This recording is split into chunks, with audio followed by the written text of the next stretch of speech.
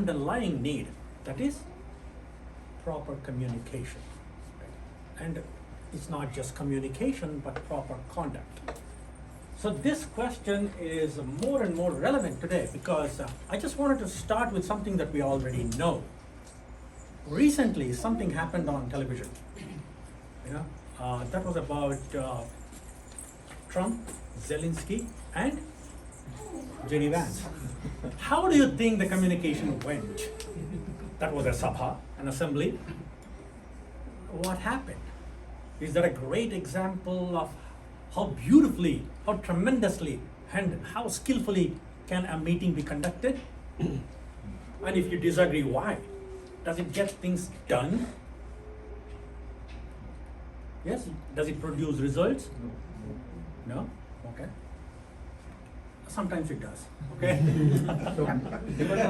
It all depends on circumstances. Going by the way how things Yes. are now happening on camera, Yeah. it didn't seem like a one-off. Results are different, repercussions are different. There are different results and repercussions. Oh, yeah. There are repercussions. Exactly. And then there are certain consequences, and you should be able to deal with those consequences. And the second point that I wanted to make was, so we all talk about languages. We talk about Sanskritam, which actually happens to be refined speech. Now, what is this idea behind refined speech? And what do you think is the foremost contribution of India, of Bharat? Which sciences?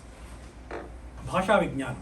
And there is a reason why they work so much on that. What is it that actually distinguishes humans from animals? Language. So they focus on that particular attribute, that dharma which distinguishes humans from other animals, and focused on it so much that actually they transcended any other civilization when it comes to exploring the need of a language. And now they distinguished between use of language and why and how language needs to be used for proper conduct. And that will encompass under the title Sabhamarya. So it is not Sabhaniyama, and it's not just a bunch of rules, it is Maryada, which is proper moral conduct in order to sustain dharma. And all of the communication that we have learned in business, in your academia, in your corporate offices, and amongst yourselves, how do you think, what's your feeling about it? What do you think? Is it good? Okay? It's really bad? Yeah? It's okay. Yeah. But they focus on something more than that. For example, what's the purpose of communication? Transparency. Convey ideas. Convey ideas. But in the modern realm or in the Western realm, we use communication to do what? 1, to persuade. 2, to inform. 3, to influence. Right? To win arguments, to defeat the other person, and to condescend, to show where they stand. So like a one-upmanship. It happens all the time. And there is a reason why people do that thing. Has it been covered here in our culture, this kind of communication? Yes. Yeah, they did. Have you heard of Jalpa, Vitanda, Vada, Samvada and all of that? In the Nyaya Darshanas? Yes, it has been covered. They knew that too has a place, right? But they did something more. And that is Sabha Maryada. When it comes to Vedas, Itihasas, Smritis and Niti Shastras, Viduraniti or the Itihasas and even in the Upanishads, this is the essential part that they are covering, which is to do with ethical conduct, decorum, and disciplined behavior. See, when the words are spoken, they're like arrows, right? Once it is released, it's never coming back. Right? Therefore, a wise man speaks not to be heard, but to be remembered last. That is how they approach. And this is with the goal of ensuring justice, wisdom, and governance. The entire purpose of communication or Sabha Maryada is to uphold dharma. Isn't that wonderful?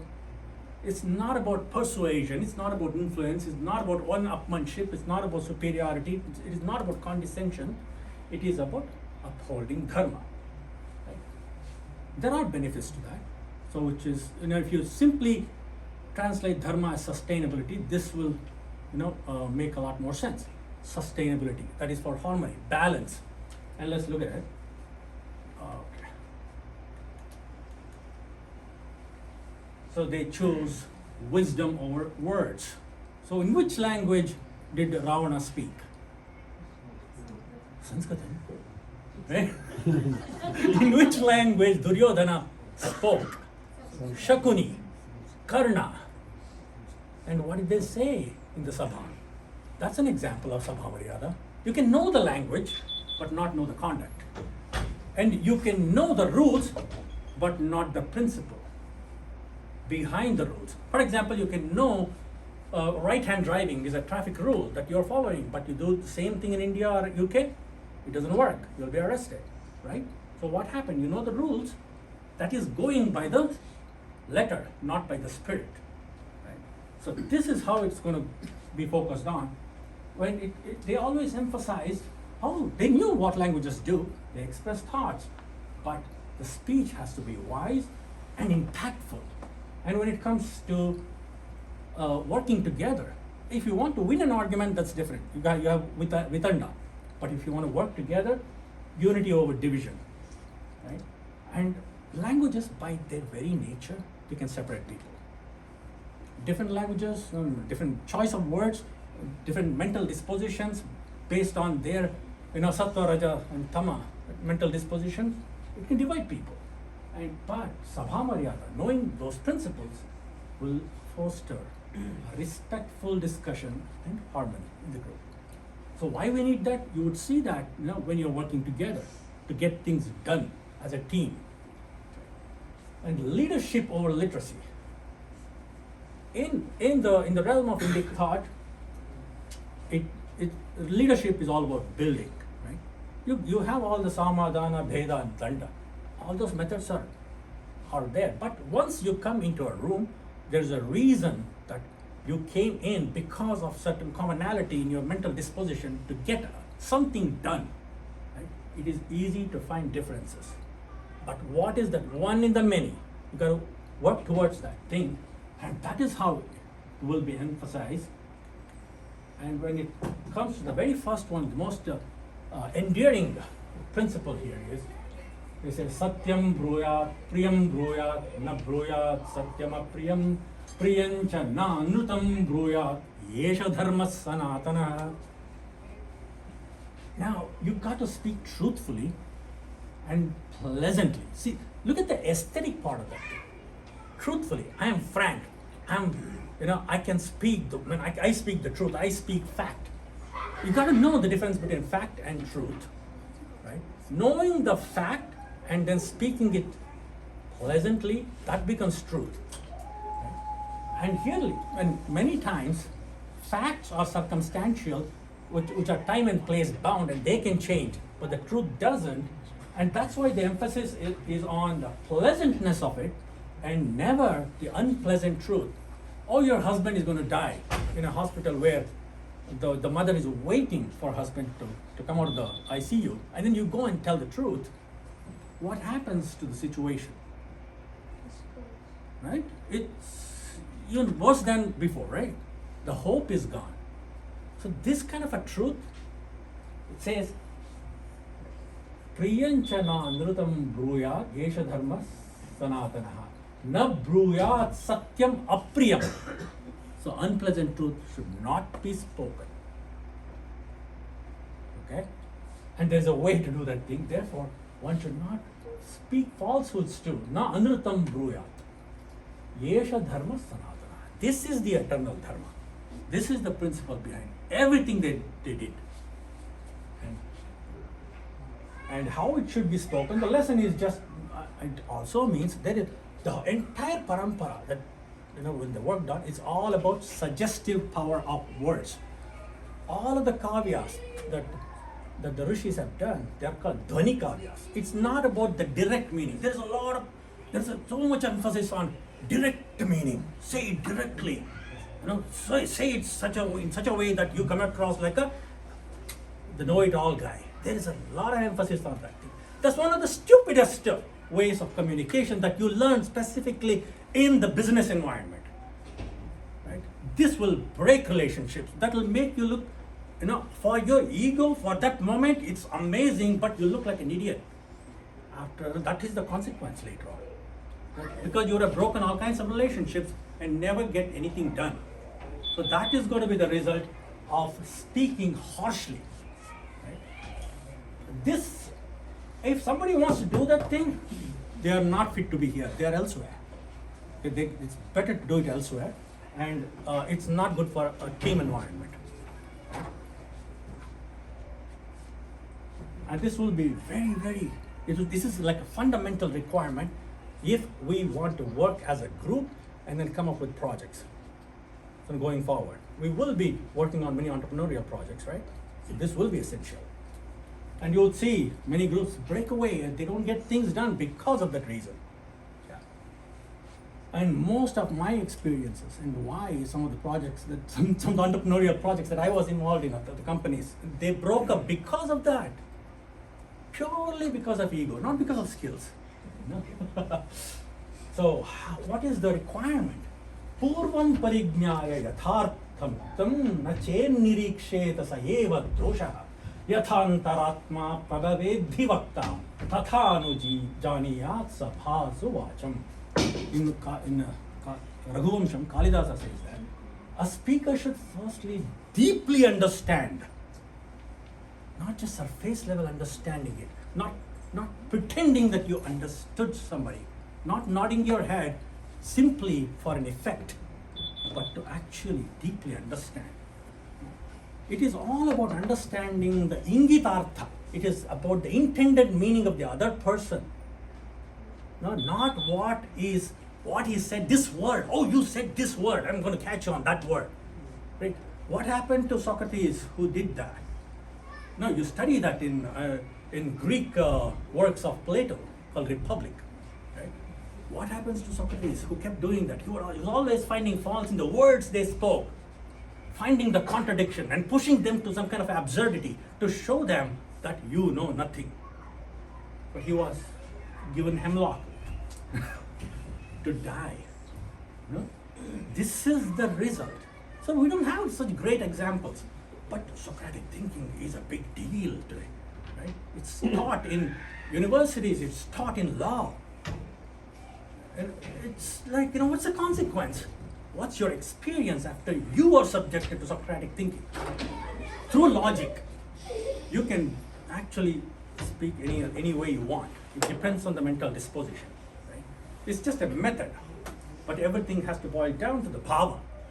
So what is your bhava? Your logic is accordingly to that thing. Okay? A speaker should first deeply understand the matter before speaking. If one does not analyze properly, he becomes a fault in an assembly. If you don't know the ingitartha, the intended meaning of the person, don't go on verbal wrangling about the words used. That is the limitation of the language itself. It does not convey the entire bhava. Words are just frozen thoughts, right? And they don't convey the bhava entirely. So a sabha can only be meaningful if there is well thought out contribution, and that's the dhvani and the lesson. Now, so the role of silence. But here we are always encouraged, especially in the modern context, especially in the Western context. If you are silent, you are called passive, right? You've got to be always saying your opinion. What's your opinion? What's your opinion? And then you should never go quiet. You should be constantly speaking. Engagement, freedom of expression and engagement. Keep talking. Be vocal. Be vocal.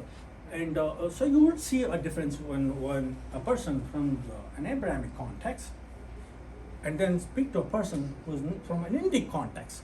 Ask them, what does your religion teach? Who do you think is more articulate? Huh? Yes, he is more articulate because they're taught in such a way where it's all about not seeing the intention or the insight, not expecting an insight from the other person, not expecting to understand the intent of the other person. But even the most that's the difference between civilization and culture. There's a difference between culture and civilization. Civilization is the body, culture is the soul. And you can have body without soul. And you can be courteous without meaning friendship. Right? Yeah. You can do all of that things. So they are emphasizing the Swarupa and not just the Rupa. Because always the Rupa and the Swarupa, that Sambandha is always seen in the Indic context. Okay? Knowing when to be silent. Maunam samyachata vidyalankaro lajjaya vina nahi vidyana tadvaktram yatra lajja na vidyate. I'm not going for word-to-word translation. It's not that kind of a class. But what it means is silence is the ornament of wisdom when you know when to keep quiet, when to shut your mouth. But it happens all the time. It happened in that example that we talked about, right? You're not keeping quiet when you're getting help. You know you are here to seek help. Shut up. Go silent. You may disagree, but get things done. Right? Knowledge. So that is strategic silence. You read that. Knowledge is meaningless without humility and restraint in speech. Ravana was knowledgeable. He was probably the most scholarly person, at least it's said in Valmiki Ramayana. You don't have to go anywhere else. Right? But knowing when to be silent is just as important as speaking. The role of silence, the silence of Bhishma, the silence of Drona, the silence of every other person in the Kuru family, that silence was detrimental. Not that kind of silence. That's bad. You don't know when to use the role of silence properly. Okay. So at the right time, what do you speak? Yuktam yat pratibhaktavyam yuktam cha si tiditoshanam yuktam cha abhinivartavyam yuktam cha upekshitam bhavet. A person should respond appropriately. The key word is appropriately. We are a parampara or a culture of sense of propriety or auchitya. Auchitya meaning time, place, and circumstance, and who you are speaking to. It's a system. Everything in the context has to be realized. That comes only with awareness of the situation. Intelligence is not IQ in our culture. It is not chronological age. It's not mental age by chronological age or whatever. No, that is not the formula. Situational awareness is intelligence. The same kind of act which is right in one context may be totally wrong in another context. The same kind of, the kind of Vishada yoga that happened at the time of the battlefield, right? That's wrong kind of vairagya. That was what he said. What he said was, it is nothing but sinful. Papam avapsyasya Arjuna, if you don't wage the war. So you are a soldier. The entire skill has been developed for a long time, and then suddenly choosing vairagya in the wrong context. So that is not auchitya. So appropriately. So there's really no black and white, right and wrong. It's about being aware of the auchitya. And that is when the communication improves. How am I doing on the time? 3 more minutes, okay. How to speak in an assembly. Ukvacha santona puna bruvanti. When you speak, you don't have to repeat. Vacha puna santa iha pravadaha uktanuvada parushani vaya satasya vaktuhu purushasya doshaha. They don't have to repeat themselves. People have heard of this. You saw the same thing happening, people repeating themselves, even on TV. It's the same points, right? It can only offend the other person. When you keep on doing the same thing, it can offend without producing any result. And each time you're doing it, the tone is increasing. People can hear words, but they understand tone. So this is where in Raghuvamsham, he warns us, don't have that punarukti dosha. Don't try to prove. And once they have heard, and if they are not responding to you well, move on. Just move on. Because that can only damage further. Give it some time, then you can come back. Okay. And lastly, in Rama, how he describes after a conversation with Hanuman is this. Samskara krama sampanna adbhutam avilambitam ucharayati kalyani vacham hridaya harini. Hanuman's speech was so well refined, Lakshmana. It is free from any hesitation, astonishingly beautiful, and straight from the heart. Now you see, he's not saying he's logical, right? He was logical, but something more than that, straight from the heart. So there's a lot of logical structure and emphasis on logical structure when you are presenting to people, right? But if it is not from the heart, it's all dry. And if it's not genuine, and if you don't have a genuine conversation, that wouldn't have appealed to Rama. And Rama is saying all of these things after Hanuman left.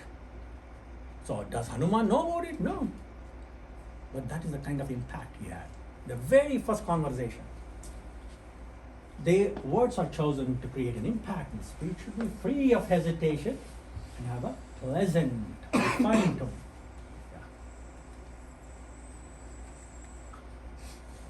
Yeah. Okay. And 7 key qualities are also listed in Ramayana. And you can go through all of these things, and these are only pointers and nothing is in final form. This is just to generate an interest in our kavyas, in our epics, in our works, and how samskara and sanskriti is emphasized over just mere use of language. And bharatasya pratishthe dve. You know which one are they? Those two? The glories of Bharata, there are 2 it seems. One, Sanskritam, Sanskritis tatha. Sanskritam, refined speech, and Sanskriti, culture. With that thing, I would like to end. Thank you so much.